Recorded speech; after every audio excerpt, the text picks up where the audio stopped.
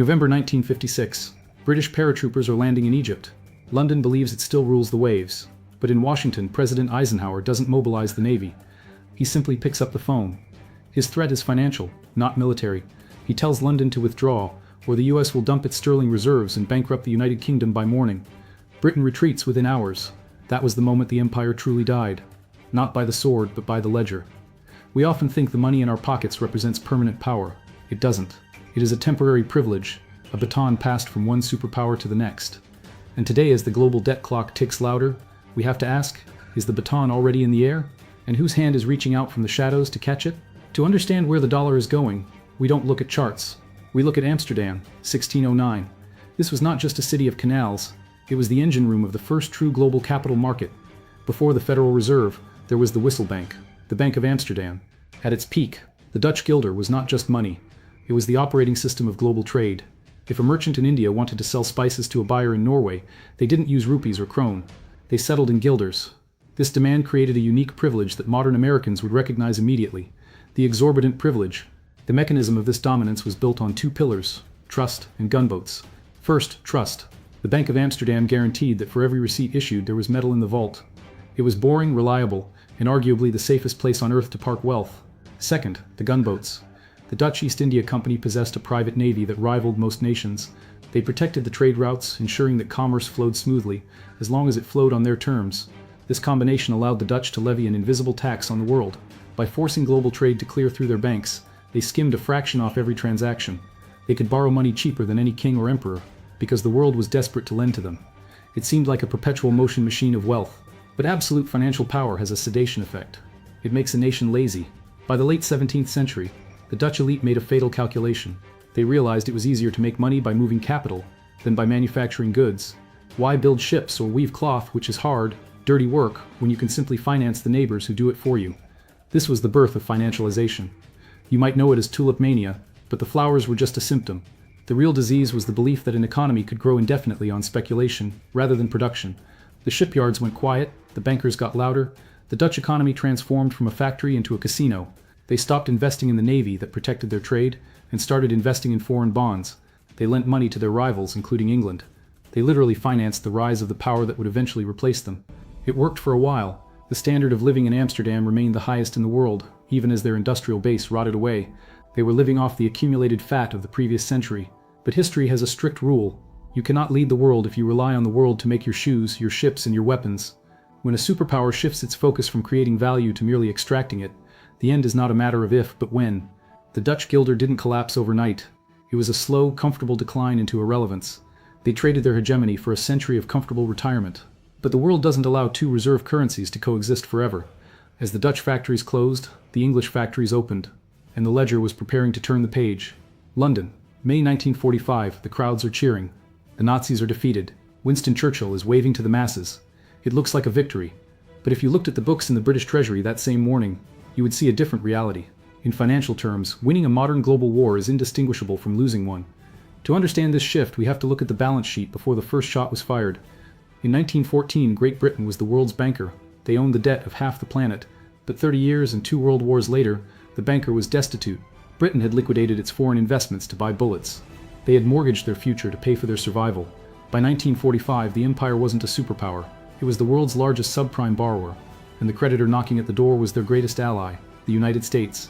This is where the history books usually talk about the special relationship and the Marshall Plan. But we are interested in the ledger, not the speeches. The reality was a transaction known as the Anglo-American Loan of 1946. Britain needed cash to import food, literally to keep its population from starving. They asked Washington for a grant. Washington said no.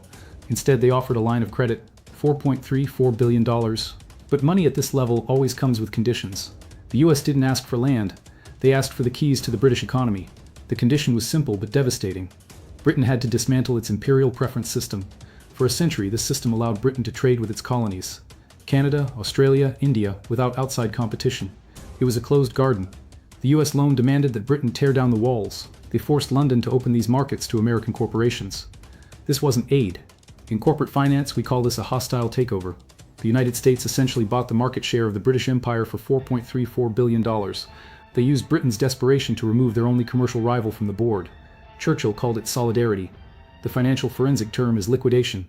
The British pound, which had held its value for over a century, began a freefall that would last for decades. The capital that used to flow through London started to reroute. It wasn't moving based on sentiment, it was moving based on physics. Power does not stay where the flags wave. Power stays where the factories run. And in 1945, while British factories were bombed out or exhausted, American factories were producing half of the world's manufacturing output. The gold had moved across the Atlantic, and the logic of the world had to follow it. The British thought they had won the war to preserve their past. In reality, they had just cleared the deck for the American future. But raw industrial power is not enough to control the world.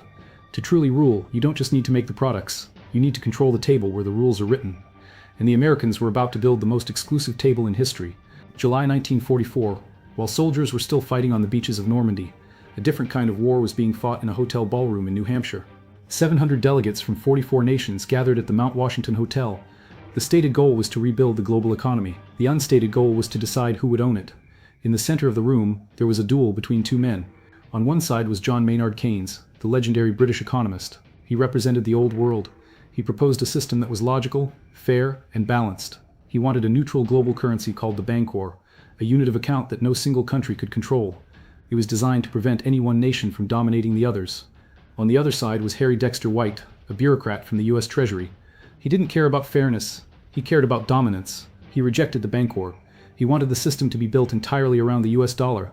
In a university debate, Keynes would have won. He was the smarter man. But in geopolitics, IQ doesn't matter. Collateral matters. At that moment, the United States held 57% of all the gold in the world. Britain, meanwhile, was bankrupt.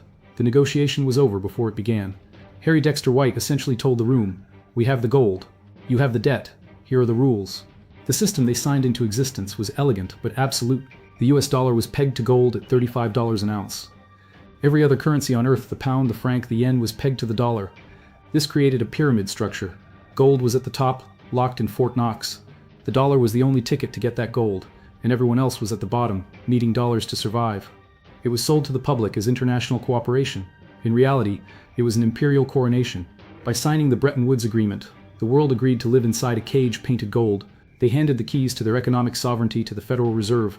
It gave the United States a superpower that no empire in history ever had, the ability to print the money that everyone else had to earn. For a while, the system worked. It rebuilt Europe. It fueled the post-war boom. It created an illusion of permanent stability. The world trusted the dollar because they believed it was as good as gold. But this entire architecture rested on one single fragile assumption, that American politicians would be disciplined, that they would never print more dollars than they had gold in the vault. But asking a politician not to spend money is like asking an addict to guard the pharmacy. The contract had a fatal flaw. It assumed the US would value stability over power, but as the decades passed and new wars began, Washington started to realize that printing paper was much easier than mining metal, and the promise they made in that hotel ballroom was about to be broken. It was Sunday evening, August 15th, 1971. American families were sitting down to watch Bonanza. Suddenly, the broadcast was interrupted. President Richard Nixon appeared on the screen. He looked calm, but the system behind him was collapsing. For 27 years, the United States had promised the world that every $35 was worth 1 ounce of gold. It was a contract written in blood and ink at Bretton Woods. But by 1971, the United States had broken the contract. Washington was trying to fight a war in Vietnam and a war on poverty at home simultaneously. They didn't have the tax revenue for both, so they did what empires always do: they printed the difference. They issued more paper claims on gold than there was gold in Fort Knox. The world is not blind. The French, led by President Charles de Gaulle, saw the math didn't add up. They called the bluff. They sent a warship to New York Harbor, not to attack, but to pick up their bullion. They wanted to cash in their chips before the casino ran out of money.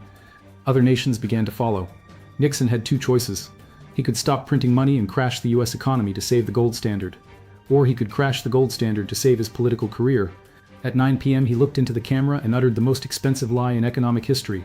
He announced that he was directing the Secretary of the Treasury to suspend the convertibility of the dollar into gold. He added one crucial word: temporarily. That was 55 years ago. We are still waiting for temporarily to end. In the corporate world, if a bank takes your deposit and refuses to give it back, it's called fraud.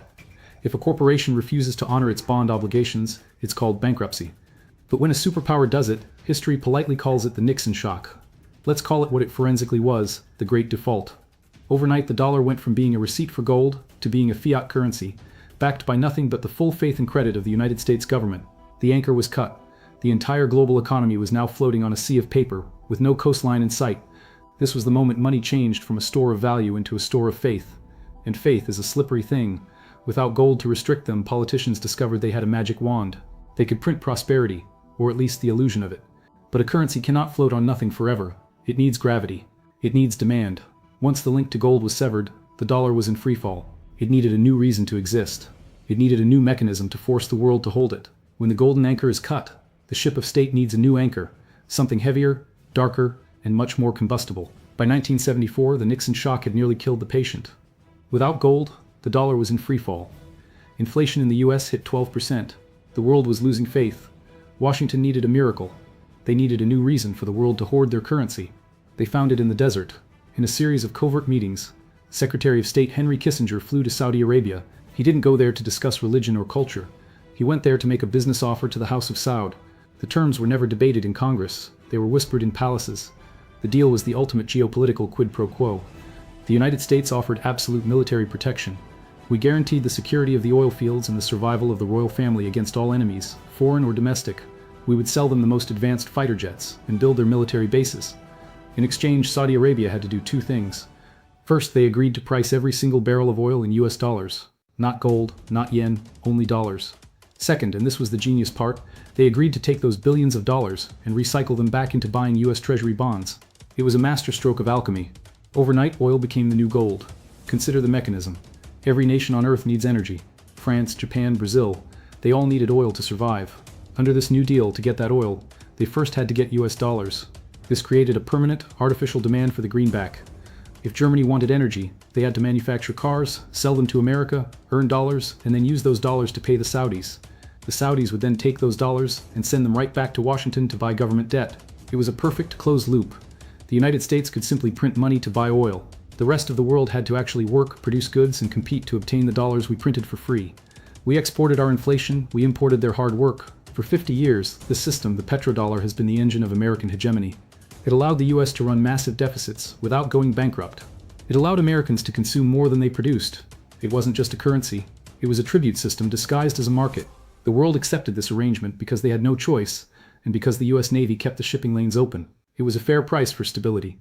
But this entire architecture relied on one specific condition, that the oil producers would always fear their enemies more than they resented American arrogance. But fear is a depreciating asset, and eventually a weapon used too often begins to turn in the hand of the user. The system that protected the dollar for half a century worked flawlessly, right up until the moment Washington decided to use the dollar not just as a tool of trade, but as a weapon of war. Foreign exchange reserves. The term sounds boring. It sounds technical. It sounds safe. For decades, central bankers believed that buying US Treasury bonds was the financial equivalent of putting money in a celestial vault. It was the one asset class that was supposed to be immune to politics. But in February 2022, that illusion evaporated in a single weekend. When the United States and its allies froze $300 billion of Russia's central bank assets, the global financial system didn't just blink, it froze. We are not here to discuss the morality of the war. We are here to analyze the mechanics of the system, and the message sent to the world was unmistakably clear. Your sovereign wealth is not yours. It is merely a permission slip granted by the United States Treasury, and that permission can be revoked at the push of a button. This was the moment the dollar ceased to be a neutral medium of exchange and became an overt weapon of war. Consider the SWIFT system. It was designed to be the neutral plumbing of global trade, a messaging service that simply moved data from Bank A to Bank B. But when Washington disconnected major Russian banks from SWIFT, they turned the plumbing into a chokehold. The immediate effect was to punish an adversary, but the secondary effect, the one that history will remember, was to terrify the customers. In capitals from Riyadh to Beijing, from Brasilia to New Delhi, finance ministers looked at their own balance sheets and asked a terrifying question. If we disagree with American foreign policy in the future, will our money disappear too? The global south realized that holding US dollars meant holding unexploded ordnance in their own vaults.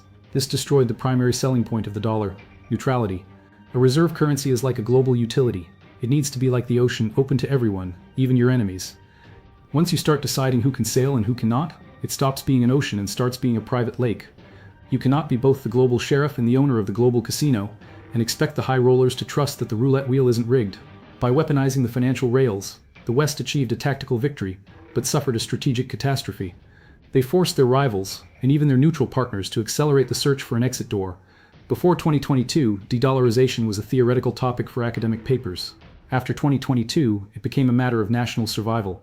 Trust is like a mirror. You can fix it if it's cracked, but you can never fix it once it's shattered. When the reflection is broken, you don't try to glue the pieces back together. You go out and find a new mirror. The internet loves the word collapse. It sells ads. It gets clicks. But empires rarely explode. They erode. Rome didn't fall in a day. It dissolved over centuries. The American financial empire is currently in the dissolution phase. We are not witnessing a sudden death. We are witnessing a slow migration. Look at the actions, not the press conferences. The BRICS alliance, Brazil, Russia, India, China, South Africa, and now the UAE and others, isn't just a political club for people who dislike Washington. It is an economic lifeboat. They have established the new development bank. This isn't just a bank, it's a bypass road. It allows these nations to fund infrastructure without asking for permission from New York or adhering to the moral lectures of the IMF. But the loudest signal is silent. It's gold. Central banks, particularly in the East, are buying gold at a pace we haven't seen in 50 years. They aren't buying it for jewelry. They are buying it because gold is the only asset that is not someone else's liability. It is the only money that cannot be frozen by a sanction or inflated away by a foreign parliament. The mechanism of this new world isn't replacement, it's fragmentation. Skeptics often say the Chinese yuan cannot replace the dollar. They are right. The yuan is too controlled, too rigid. But they are asking the wrong question. The goal isn't to replace one hegemon with another. The goal is to create a world where no one is the hegemon. We are moving to a system of ABC, anything but centralization. India buys oil from Russia using rupees. Brazil trades fertilizer with China using reals. Saudi Arabia considers selling oil for yuan. This is the death of the network effect that kept the dollar strong. We are moving from a cathedral, one central authority, one set of rules, to a bazaar, a messy, noisy marketplace with 100 different currencies and 1,000 different rules. This brings us to the uncomfortable reality. A multipolar world sounds fair in theory. In practice, it is chaotic. It means less efficiency. It means higher transaction costs. It means more regional conflicts because there is no global policeman to stop them. We are not entering a Chinese century. We are entering an era of entropy. The old system, for all its flaws and arrogance, provided a pilot for the global economy. You might have hated the pilot. You might have resented the price of the ticket. But at least someone was flying the plane. Now the cockpit is empty. The major powers are arguing over who gets to hold the map, while the autopilot is slowly disengaging. And in a world with no pilot, the passengers, that means you, have to know how to put on your own life vest. Consider the British pound today. If you fly to London, you can spend it. It still buys coffee. It still pays rent. But the power to dictate the fate of nations with a signature has evaporated. It is no longer the sun. It is just a planet. The US dollar is walking the exact same path. We are not facing a Hollywood apocalypse. We are facing something more humbling, a reversion to the mean. It is a slow, grinding adjustment from being the only option to being one of many. The system we were all born into, where every financial road leads to New York, is quietly closing. This is not a conspiracy. It is simply the metabolic rate of history. Empires age. They grow comfortable. They accumulate debt. And inevitably, capital flows away from the old and indebted, toward the young and productive. When the tide goes out, the old structures are exposed for what they are. The question is not whether this shift is fair. The question is entirely personal. Look at your own portfolio. Look at your own labor. Are you holding the paper promises of the past? Or are you holding the hard assets of the future? If you want to continue decoding these undercurrents, leave a 1 inch in the comments. Welcome to Financial Money History.